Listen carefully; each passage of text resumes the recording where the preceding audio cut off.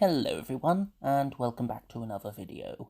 Today I'm doing a tier list, admittedly long after most people have already done one, but I think mine should prove interesting because it's about books I've read, which is sort of an all-over-the-place grouping of titles that should show my taste in literature, or lack thereof. I should note here that everything I say is purely my opinion. If you disagree, that's perfectly fine, just be civil about it, okay? Now, we have 9 titles to discuss here, so let's begin.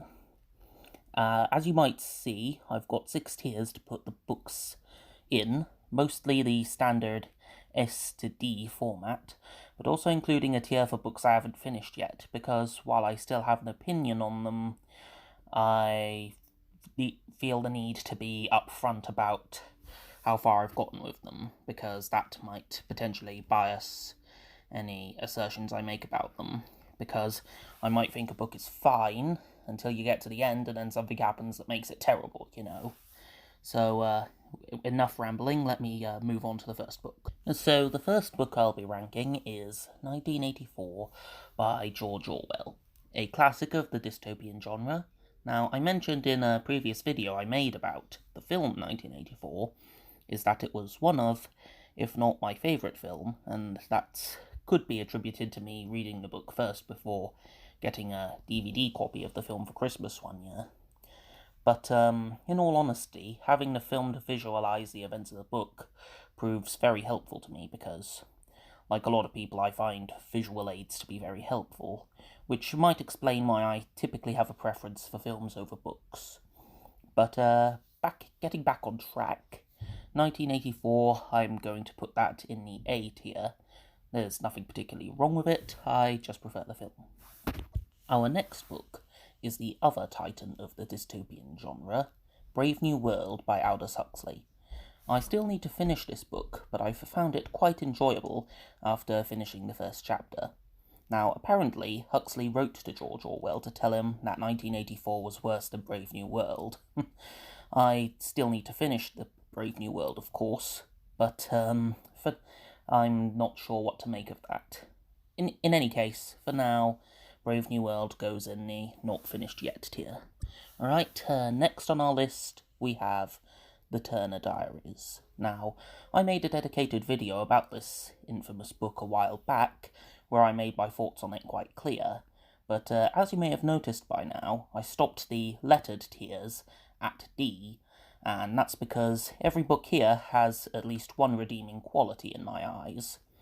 For The Turner Diaries, that redeeming quality is that it's not boring. So, if you happen to like The Turner Diaries, there you go, I said something nice about it.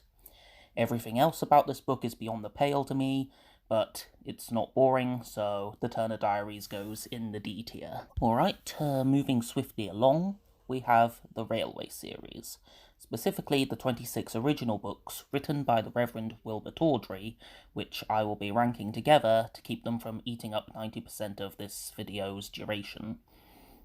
As I said when discussing 1984, I said that visuals are very helpful for me when engaging with media. So, the very detailed and nice-looking illustrations that the Railway series books are known for, particularly the later installments, make it a very nice thing for me to read, which is appreciated. But the writing is good too. I mean, if you've ever watched the first 4 seasons of Thomas the Tank Engine, which is my personal favourite show I watched growing up, then almost all of it is sourced from those books, so that should be an indication of how good these books are. The Railway series goes in S tier. Our next title is The Poet X. I haven't finished it yet, and I don't have that much to say about it, is because I put it down a while ago and then forgot about it, but from what I remember, it was alright, I guess.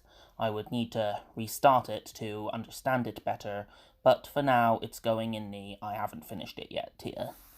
Now, next we have the first of 2 J.R.R. Tolkien books on this list, The Silmarillion, which is another book I still need to finish, but from where I left off, just prior to the awakening of the elves, I found it most interesting, particularly the War of Sound, which shaped the universe. In the I believe that chapter is called the Einar Indale. I would need to double check though. Now, because we're talking about the writings of J.R.R. Tolkien, it should be no surprise that it's good. Yet I have to leave it in the haven't finished yet tier. I might revisit it one day, and assuming I've assuming I've finished the Silmarillion by then, I anticipate it'll be in the A or S tier. Next up, we have another J.R.R. Tolkien book that I'm happy to say that I've read all the way through, The Hobbit. Now, I actually have a special history with this book.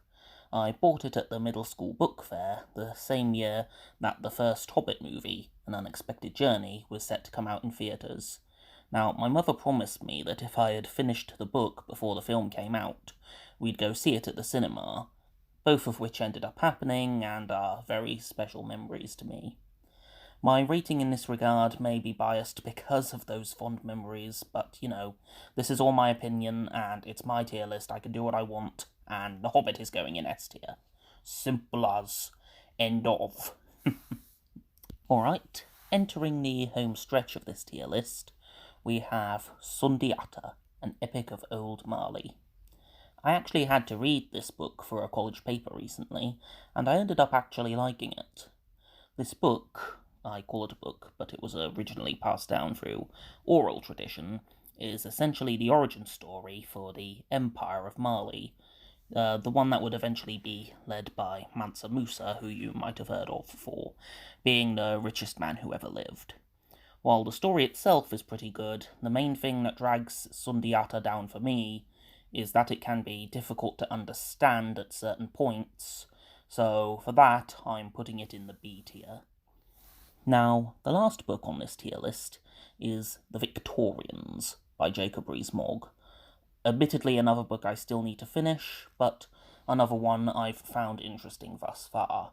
The book is essentially a series of mini-biographies of prominent figures from the Victorian era, so if you're interested in learning about that period of history, I do recommend it. But for now, it's going in the still need to finish tier. Now, given how many books on this list still need to be finished, more than I realised when I started this project, I think a future update to this tier list will most certainly prove necessary. But until then, thank you for watching, and I'll see you again soon.